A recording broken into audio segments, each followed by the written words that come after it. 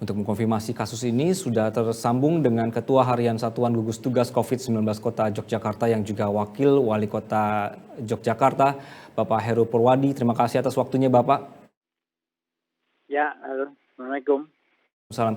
Bapak, kapan pedagang ini terakhir berjualan di kawasan Malioboro dan apakah juga sudah dilakukan tes massal di zona 3 atau zona lainnya, Pak? Ya, yang pertama, yang terakhir beliau tanggal 26 itu terakhir dia jualan. Tetapi sejak tanggal 27 sampai beliau meninggal itu memang sudah tidak jualan dan tinggal di rumah. Kan.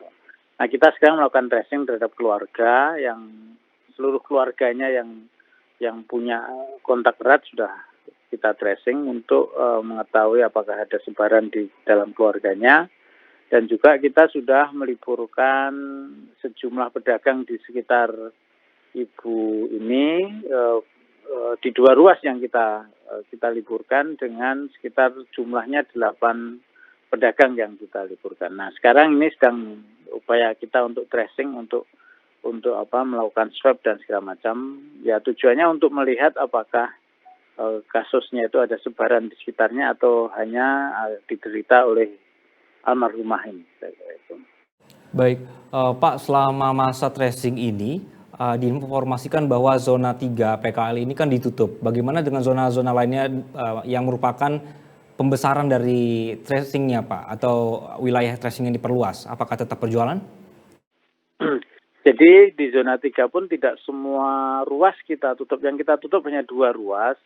Ruas di mana ibu ini jualan sama ruas yang ada kontak erat dengan almarhumah. Jadi zona 3 ini sebenarnya kan agak luas, agak banyak, tidak hanya ada beberapa ruas, cuma yang kita liburkan hanya 2 ruas karena yang selama ini setelah kita wawancara, kita upayakan melihat sejauh mana kontak eratnya, itu almarhumah hanya punya kontak erat dengan 2 ruas ini yang punya kontak erat dengan almarhum. Sehingga yang sekarang kita liburkan hanya 8 pedagang ini untuk melakukan isolasi mandiri maupun kita nanti akan kita swab untuk bisa mengetahui. Tetapi ruas-ruas lain yang ada di zona 3 kita masih izinkan untuk jualan, termasuk zona 1, 2, dan 4 pun masih kita izinkan. Secara umum sebenarnya Malioboro masih kita bisa katakan aman sampai nanti kita menemukan kasus-kasus berikutnya dari hasil tracing ini kan itu.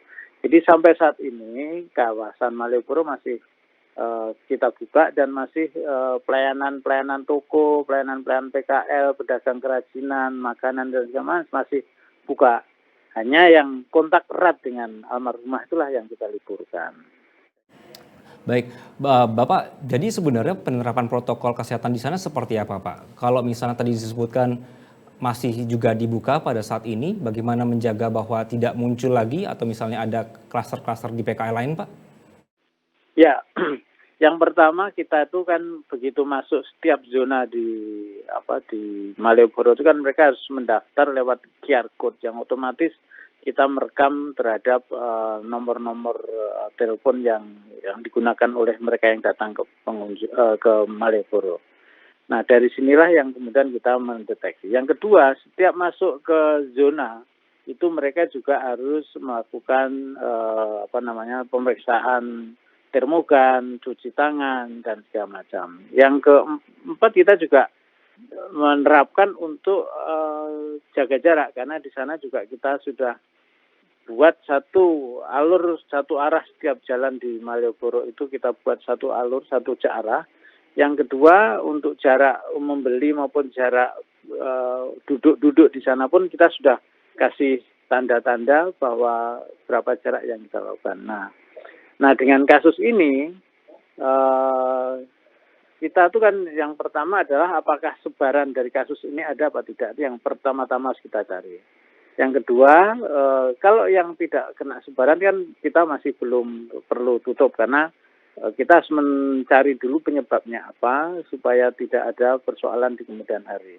Nah, yang kita utamakan saat ini adalah yang selama ini kontak erat dengan almarhumah. Jadi yang tidak ada kontak erat belum tentu juga dia terkena dan belum tentu juga dia tidak terkena. Jadi ini kan yang persoalannya adalah kita ingin melakukan tracing pada mereka yang kontak erat dulu. Harapan kami secepatnya nanti kita bisa membuat keputusan-keputusan yang kita perlukan. Eh, Pak Heru, berarti belum jelas kenapa almarhumah bisa terkena, itu belum tahu ya Pak ya? Belum. Oke, Pak, dari data kami ini kan tadi Bapak juga sudah sebutkan ada QR Code yang di Malioboro. Pada antara 18 sampai 27 Agustus itu ada sekitar 30 ribu lebih orang, dan masuk zona 3 ada sekitar 3.600 orang.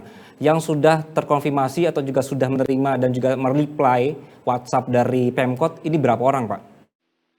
Itu belum ada laporan, ini sedang dalam proses, itu belum ada laporan berapa, karena kan di zona 3 itu terdiri dari dua pedestrian timur dan pedestrian barat.